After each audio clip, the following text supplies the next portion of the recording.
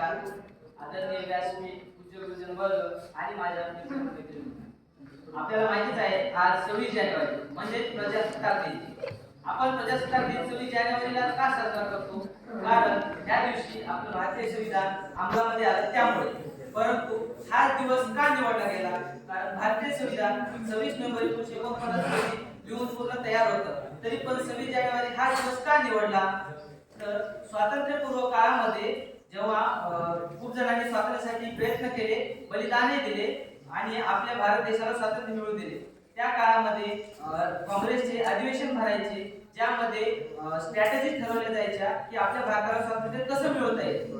1930 साली डिसेंबर महिन्यामध्ये लाहोर येथे पंडित जवाहरलाल नेहरू यांच्या अध्यक्षतेखाली अधिवेशन भरण्यात आले आणि त्या अधिवेशनामध्ये पंडित जवाहरलाल नेहरू तसेच सुभाषचंद्र बोस यांनी संपूर्ण स्वातंत्र्यासाठी आग्रही होते.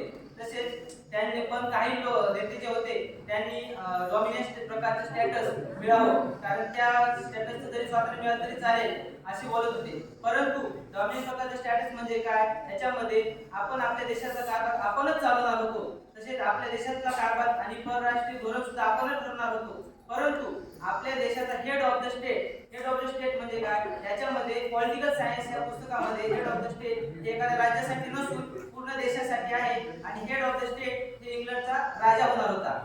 तुम्हाला आश्चर्य वाटेल, आजही ऑस्ट्रेलिया, न्यूझीलंड, कॅनडा सारखे देश आताही त्यांचे हेड ऑफ द स्टेट ब्रिटनला मानतात.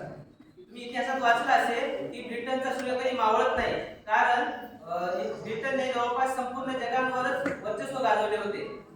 जेव्हा 1930 साली पंडित जवाहरलाल नेहरू यांनी अधिवेशन चालू असताना त्या भाषणामध्ये सांगितले की आपण 26 जानेवारी म्हणजे येईल जो पुढचा चौथा रविवार आहे त्या रविवारी आपण स्वातंत्र्य दिन म्हणून साजरा करणार आहोत आणि तुम्ही सर्वांनी प्रत्येक ठिकठिकाणी जाऊन तिथे स्वातंत्र्य दिन फक्त साजराच नाही करायचा, तिथे जाऊन प्रत्येकाने ध्वजही फडकवायचा. ठरल्याप्रमाणे सर्वांनी 26 जानेवारी 1930 ला स्वातंत्र्य दिन साजरा केला, ठिकठिकाणी ध्वजही फडकवले. परंतु इंग्रजांना ही गोष्ट सहजासहजी ऍक्सेप्ट झाली नाही.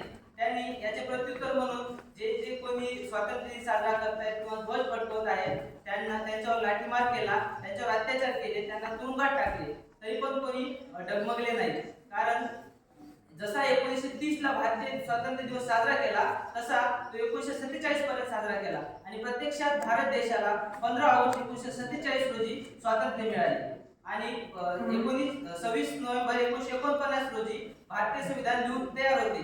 परंतु 26 जानेवारी हा दिवस आपण इतक्या उत्साहाने साजरा करत होतो, त्या दिवसाचं काय?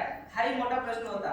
सर्वांच्या निर्णयाने असे ठरवण्यात आले की भारतीय संविधान 26 नोव्हेंबर 1949 ला लिहून तयार होते, तर त्या दिवसाला आपण संविधान दिन असे म्हणावे आणि 26 जानेवारी 1950 पासून हे संविधान या संविधानाची अंमलबजावणी होऊन हा दिवस प्रजासत्ताक दिन म्हणून साजरा करावा असं ठरवण्यात आलं. कलम 393 नुसार भारतीय राज्यघटनेला भारतीय संविधान हे नाव देण्यात आले, तर कलम 394 नुसार हे भारतीय संविधान 26 जानेवारी 1950 पासून अंमलात आणावे असे